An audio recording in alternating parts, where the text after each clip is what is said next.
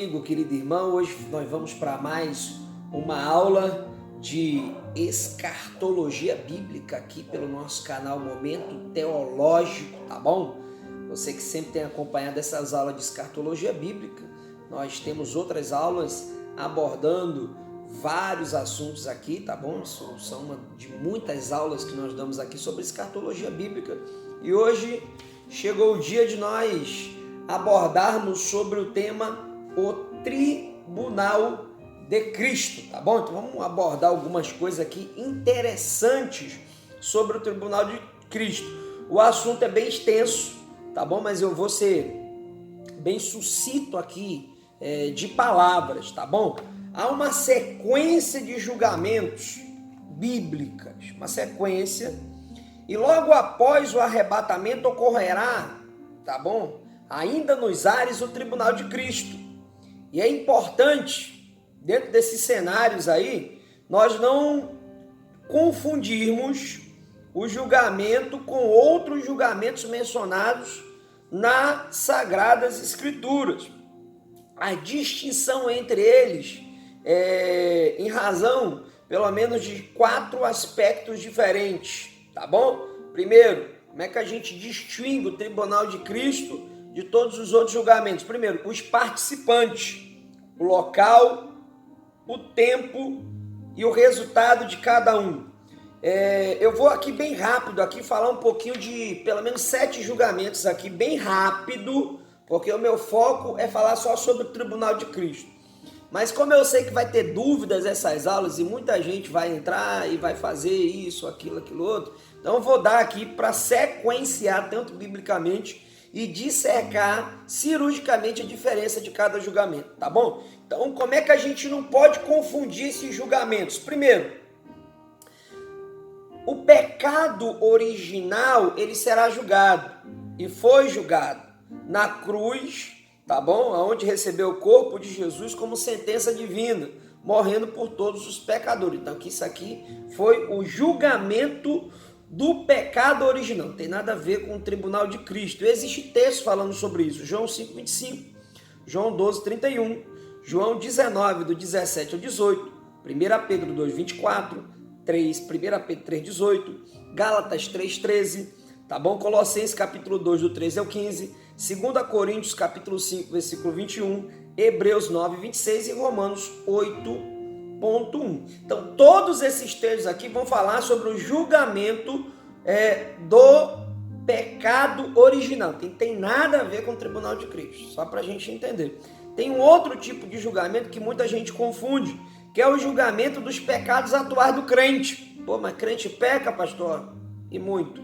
Ainda bem que tem um paracleto, um advogado, para nos absorver diariamente e constantemente. Então, cada salvo deve fazer um auto-julgamento, confessando seus pecados e colocando-se diante do Senhor e da igreja, tá bom? Então, o salvo, ele confessa diariamente. Existem situações que ele tem que apresentar para Deus e apresentar também para a igreja, tá bom? Prova isso, pastor. João, capítulo 2, versículo 1 e 2, 1 Coríntios 11, 31 e 32, Hebreus 3, 12 e 13, Hebreus 12, 7, 1 Pedro 4, 17, 1 Coríntios 5, 1 Timóteo 1, 20, Tiago 5, 16, 1 Coríntios 4, versículo 3 e 4. Estou falando bem rápido aqui, todo tipo de julgamentos que vai ter, que é para a gente não se embaraçar, tá bom? Não vou ler texto, porque senão vai demorar muito essa aula. Então você pesquisa depois aí. O terceiro, que é o Tribunal de Cristo, aonde todos os salvos arrebatados serão julgados pelas suas obras, para receber ou não o galardão, tá bom? Então, 2 Coríntios 5, 9 e 10, não vamos falar mais, e vamos fazer menção aos textos. 2 Coríntios 5, 9 e 10, Romanos 14, 10 ao 12, 1 João 4, 17, tá bom? Esse é o Tribunal de Cristo. Temos também um julgamento de Israel. A nação israelita será julgada durante a grande tribulação, né? Daniel capítulo 12, versículo 1 fala muito bem sobre isso. Temos também o julgamento das nações, onde todas as nações serão julgadas antes da instauração do milênio. Mateus capítulo 25, 31 e 32, Mateus 13, do 40 ao 46, Joel, livro de Joel, Antigo Testamento, capítulo 3, 1 e 2, 12 e 14, os versículos de Joel, capítulo 3, Salmo 9 e 8, que é uma profecia, tá bom?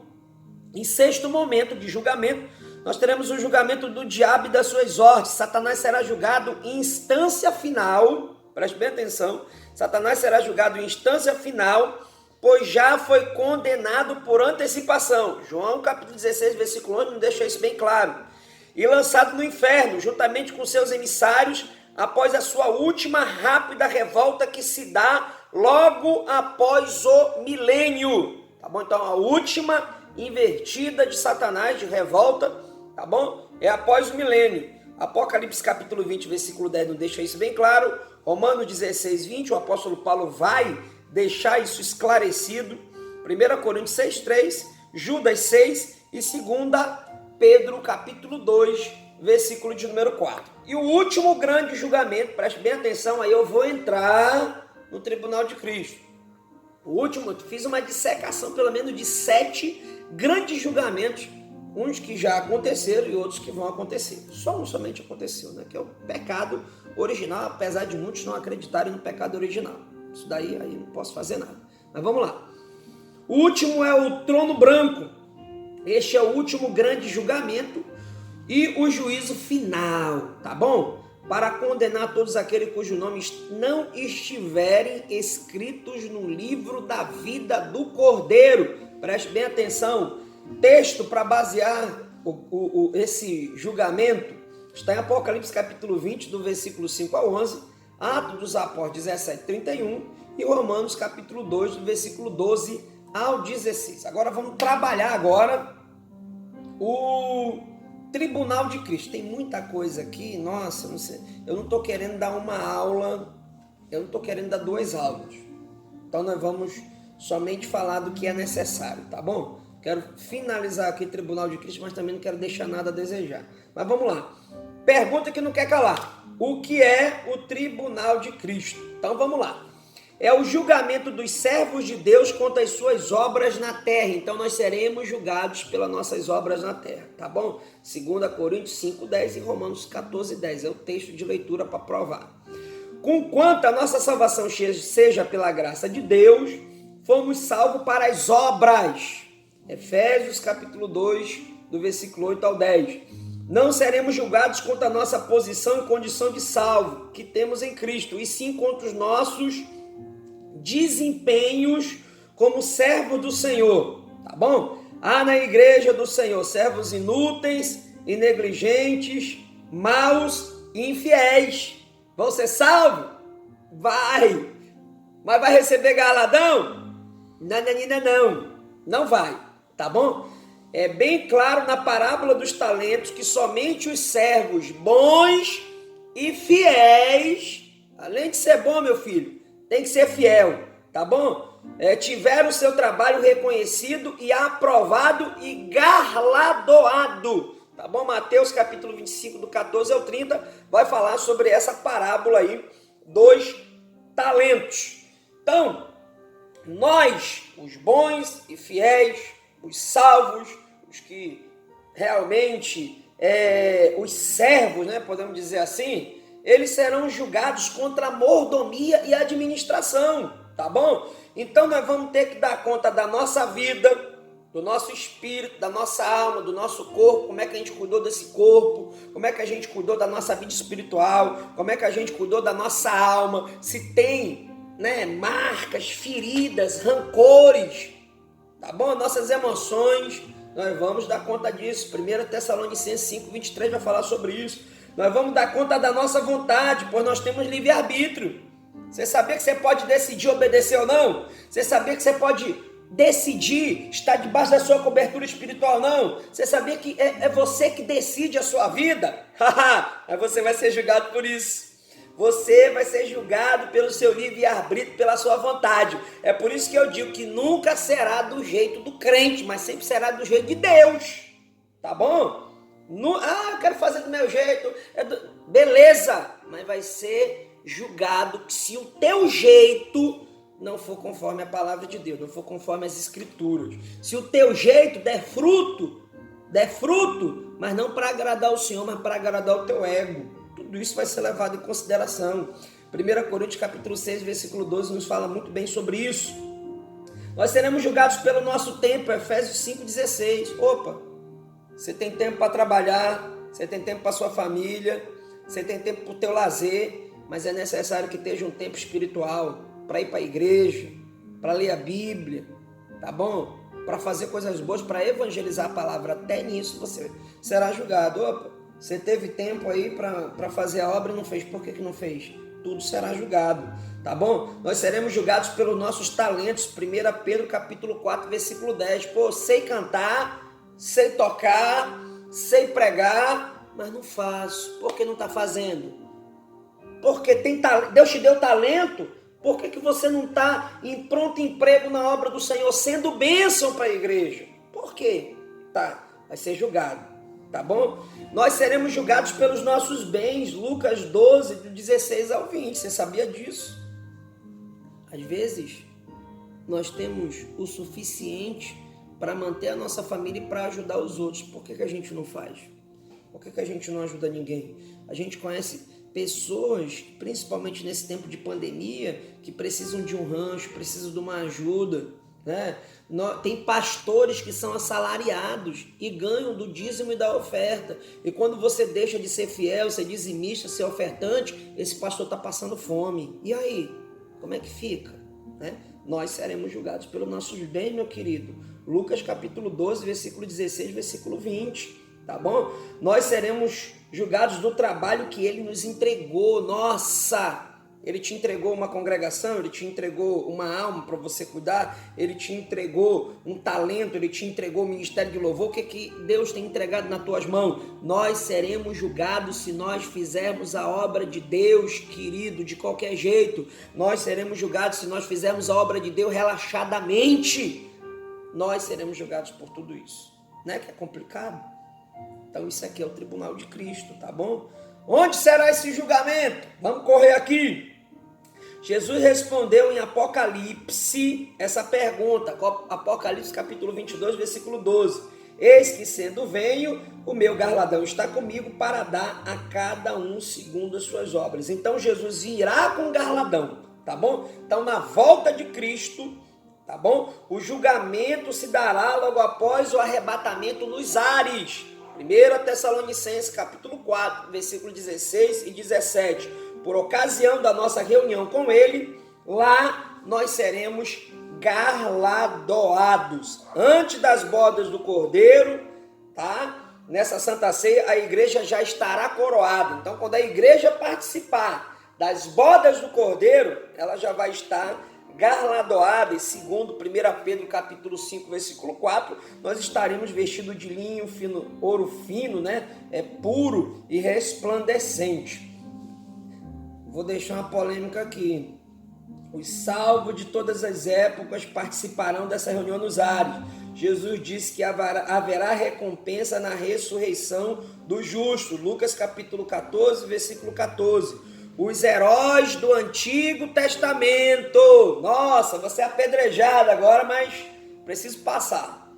Tenho base bíblica para isso, então preciso passar. Os heróis do Antigo Testamento, tendo testemunho pela fé, morreram sem alcançar a promessa. Hebreus capítulo 11, versículo 39. Eles não receberam, nem foram salvos pela graça, nem pelo sangue, mas deram testemunho de fé e morreram acreditando na promessa da vinda do Messias. Tá bom?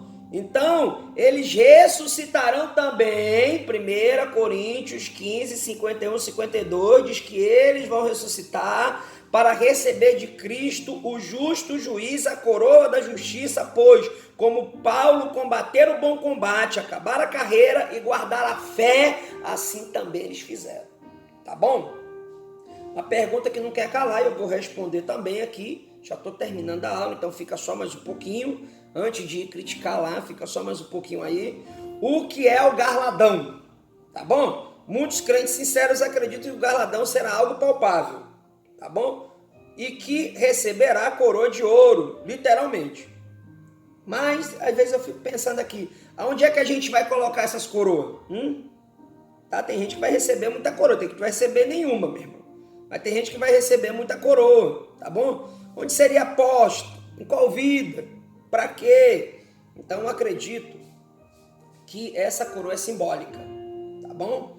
Essa coroa é simbólica e que na verdade a coroa fala de posição, de domínio, de poder. Aí eu já acredito, de posição, destacamento no céu, domínio, poder, porque a Bíblia diz que no milênio crentes fiéis governarão a terra. Então tem gente que por causa da sua fidelidade, por causa do seu trabalho, por causa do seu galardão, por causa do seu desempenho excelente, continuará desempenhando trabalho de poder e autoridade durante o milênio, tá bom? É nisso que eu acredito. Quem quiser depois aí deixar algum comentário, pode deixar, tá bom? Quais serão os critérios desse julgamento? Jesus não galardoará o crente apóstolo, bispo, missionário, reverendo, teólogo, cantor, semideus. Não. O prêmio da soberania, vocação, Filipenses capítulo 3, versículo 14, será dado aos servos bons e fiéis. Tá bom? Não é por patente aqui da terra não, mas é por fidelidade, por bondade, por aquele que é fiel. Tem muito pastor que não é fiel. Assim, tem muito crente que não é fiel. E tem pastor que é muito fiel. E tem crente que é muito fiel. E é bom também. Esses receberão, tá bom? Tá? Infelizmente, muitos buscam somente título e se esquecem, tá bom, querido? De ser fiel, né? O seu ego incha e a gente já sabe onde é que vai dar essas coisas, né? Tá bom? Tem muita gente que tem muito, conversa, mas não tem obra, não cuida de ninguém, só se preocupa em receber título. Muito cuidado com esse tipo de coisa, viu? Muito cuidado mesmo. Queridos, quero terminar por aqui essa aula, tá bom?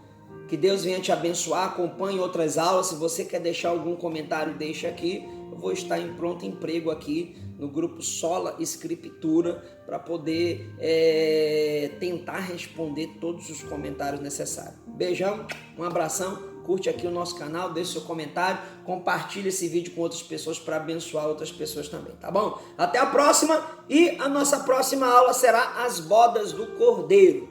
Paz!